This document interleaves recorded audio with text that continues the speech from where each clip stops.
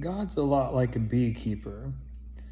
In the wild, bees will build a hive in hollowed out trees, and once they get to a certain point, the old comb will turn all brown and black and it can't be used anymore. Think of the old comb as our foundations as an individual.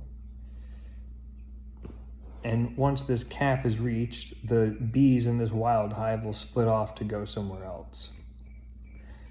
Now, a beekeeper is able to look for pests in the hives that they manage and get rid of this old comb. And you can think of the pests as negative polarity entities or spirits, like demons.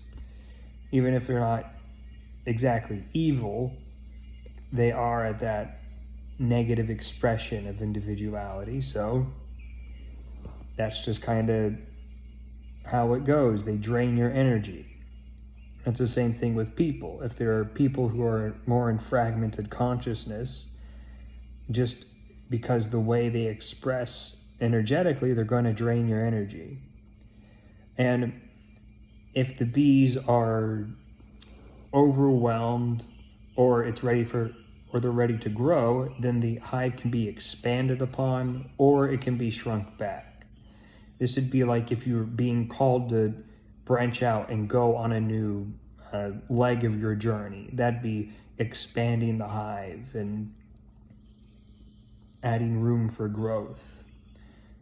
And then the beekeeper will harvest the honey, but they only take excess, and they can also take any excess honey that these bees have to give to other bees that are struggling.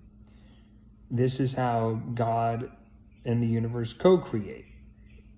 I don't know why I say and. There's no distinction between the universe and God. It's the same thing. And this is the co-creative aspect. God is like a beekeeper, both external to you in heaven and a higher dimension, but also internal to you. The whole idea of external and internal is the same like hot and cold or good and evil. The duality itself is just an illusion needed for the universe to examine itself, to see itself, to grow, for our souls to grow. And that's my analogy I thought of, is God's a beekeeper. And gosh, I love honey. Honey's wisdom.